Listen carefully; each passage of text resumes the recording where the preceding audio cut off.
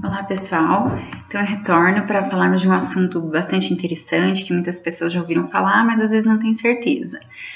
Hoje a gente vai falar então sobre síndrome do pânico, como é feito o diagnóstico.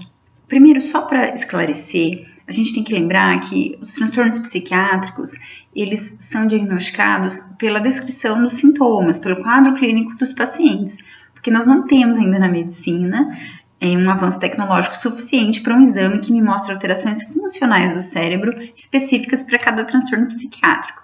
Então, vocês vão observar que eu vou falar, na verdade, sobre os sintomas, e é dessa forma, excluindo outras causas, que a gente faz o diagnóstico. Então, no transtorno de pânico, a principal característica dele é a presença de ataques de pânico. Então, o que são ataques de pânico?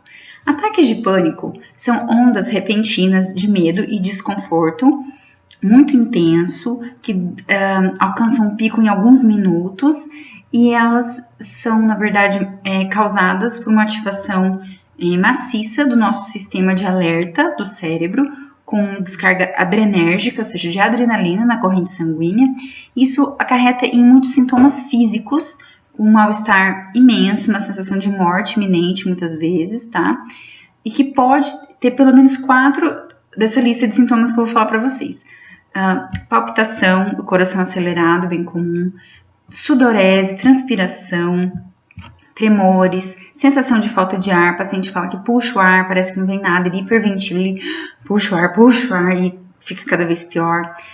Pode ter dor, desconforto torácico, tontura ou vertigem, medo de perder o controle ou enlouquecer, medo de morrer, bastante importante, parestesias, às vezes ele sente um formigamento, né, em membros, e alguns outros sintomas menos comuns, como despersonalização e desrealização, que é uma sensação bem estranha, parece que você não está dentro do seu corpo, ou que o ambiente que você está, as paredes estão diminuindo. Isso é menos comum, mas alguns pacientes relatam também.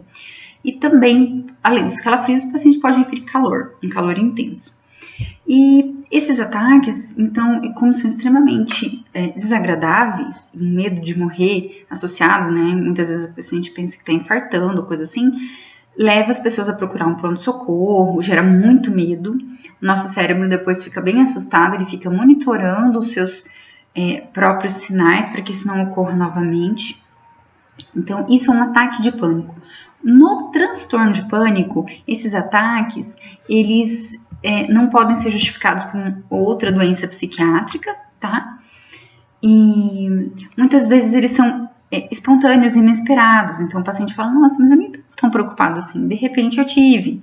Às vezes a pessoa desperta tendo um ataque, ela estava dormindo, ela acorda tendo um ataque de pânico. Isso é uma das características do transtorno de pânico. Tem que ser recorrente, ou seja, aconteceu mais de um ataque de pânico, tá? E depois que a pessoa tem esse ataque, ela vai apresentar um medo excessivo de passar mal novamente. Isso é bem característico. Então, o paciente pode falar, nossa, eu não vou mais fazer determinada coisa, porque vai que eu passo mal lá. Então, tem gente que fala, eu não vou andar de ônibus, não vou pegar um avião, não vou sair de casa, não vou num lugar cheio de gente. Muito comum esse tipo de pensamento. Porque vai que eu passo mal, quem que vai me ajudar, quem que vai me socorrer? A gente chama de comportamentos evitativos, isso, de ficar evitando ir em lugares. E a preocupação, então, de ter ataques adicionais. Além dessas características, a gente sempre exclui em psiquiatria causas não psiquiátricas. Por exemplo, o uso de alguma substância que possa imitar esses sintomas. Então, o uso de estimulantes, tanto energético em grande quantidade, cafeína, outros psicoestimulantes como cocaína, própria ritalina, pode às vezes levar a esses sintomas, né? Ou uma condição médica geral. Então tem outras doenças, existem doenças que existe então liberação de hormônios, né, por desordens da glândula suprarrenal, por exemplo, ou outros sintomas mais específicos. Então a gente sempre tem que avaliar a tireoide do paciente, outros hormônios, como eu falei, existem outras causas. Depois que tudo isso está excluído, então a gente fecha o diagnóstico, tá? Então, eu queria explicar mais ou menos para vocês como que é isso. E nos próximos vídeos, se for de interesse, se o pessoal deixar comentários e tudo mais, eu posso falar do tratamento também. Tá bom? Um abraço para vocês. Tchau!